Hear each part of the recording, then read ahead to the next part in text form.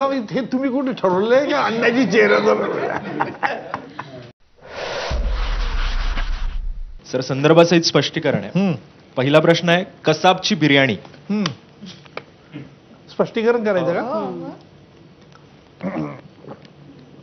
सगळा किस्सा लोकांना माहिती आहे, पण असं तुम्हाला वाटतं का की फक्त राजकीय नेत्यांनी ये राजकीय जुमला था असं म्हणायचं?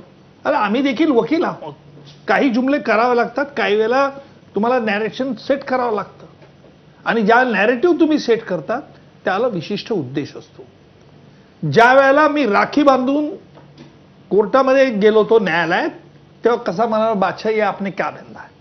मी म्हटलं की बाबा ही राखी आहे, बहीण भावाची रक्षणाची जबाबदारी घेत असते, भाऊ रक्षणाची जबाबदारी घेत असतो बहिणीच्या, आणि म्हणून बहीण राखी बांधत असते. हा डायलॉग त्याला हिंदीत समजून सांगितलं. न्यायाधीश आलेत, न्यायाधीशांना काय बोलणं चाललंय. मी न्यायाधीशांना परत रिकाउंट केलं आणि न्यायाधीशांना सांगितलं किस्सा. त्याला कसाबने मान अशी खाली घातली आणि डोळे असे वळवले. बघा, अजमल अमीर कसाब राहणार फरीदाबाद, पाकिस्तान, पंजाब, पूर्व पंजाब. हा पोरगा एवढा हुशार आणि चाणाक्ष होता, माझं रिडिंग असं आहे की तो असे डोळे बारीक होते त्याचे, गोरटेला असा, पण शार्प शूटर. कोर्टात हिअरिंग चालू असताना आम्ही त्याच्या अवतीभोवती असलेले पोलीस गार्ड जो देखील आर्म्स अम्युनिशन ठेवत नव्हतो. उडी मारली, काही खेचलं, काही झालं, हे टाळलं. हे डोळे त्याने असे केल्यावरती आपली बांधवं प्रसार माध्यमांची बाहेर पळाली. बाहेर पडून त्यांनी ओबी व्हॅन, 15-20 ओबी व्हॅन्स होत्या, ब्रेकिंग न्यूज दिली. कसाब के आंखों में पानी. लगेच तुमचं ती चॅनल पॅनल डिस्कशन बसलं. देखो आज कसाब को बहन की याद आ गई, वो निकम जी ने कुछ सब्जेक्ट निकाला तो बहन की याद आ गई. दूसरा म्हणतो अरे भाई ये तो गवर्नमेंट का पूरा फेल्योर है, मास्टर माइंड तो अभी भी पाकिस्तान है, एक कसाब के बकरा है उसको लेके आए. अशा तरी झालं.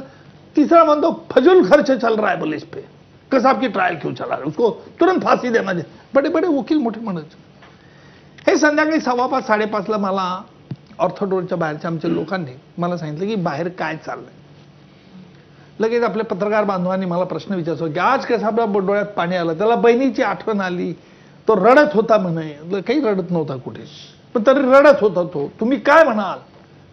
तुम्हाला नाही वाटत काय सरकारचा फेल्युअर आहे की हा तर स्केप गोट आहे? मी फक्त बोललो आज कसाबने मटन बिर्याणी की मांग की. क्या कसाबने मटन बिर्याणी की मांग की? मी फक्त एवढंच बोललो, कसाबने मटन बिर्याणी की मांग की. लगेच ब्रेकिंग न्यूज, कसाबने मटन बिर्याणी की मांग की, उज्ज्वल निकाम. माझा तो डायलॉग टाकला. लगेच रात्री 8, 8:30-9 वाजता ते चॅनल पॅनल डिस्कशन सुरू झालं. देखो कितना खुकार आतंकवादी मटन बिर्याणी की मांग कर रहा हो, हे सुरू झालं. अकलेचे तारे. मी एवढंच बोललो मांग की.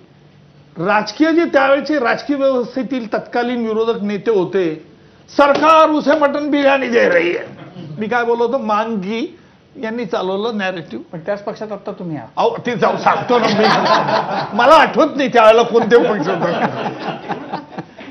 आता हे चालवलं तर सरकार मांग कर रही म्हटल्यानंतर दुसऱ्या दिवशी न्यायालयात त्याच्या वकिलाने हा प्रश्न उपस्थित केला. त्याच्या वकिलाने न्यायाधीशांना सांगितलं की न्यायाधीश साहेब की कसाबने मटन बिर्याणी की मांग निकमांकडे केली म्हणे असं म्हणतात. हे मी त्याच्या वकील माझ्याकडे गेले नाही. कोर्टाने माझ्याकडे मागितली. Yes mister Nikam. म्हटलं सर कसाब को मटन बिरयानी ये चीज ऐसी है, मतलब उसको मटन बिरयानी अच्छी लगती क्या नहीं लगती है ये पूछा क्या, पहला सवाल है. और कसाब को मटन बिरयानी मांगी क्या नहीं मांगी, देने के नहीं देना, ये दूसरा तीसरा सवाल. तो सर आप पूछ लो कसाब के मटन बिरयानी के बारे में, आप पूछ लो.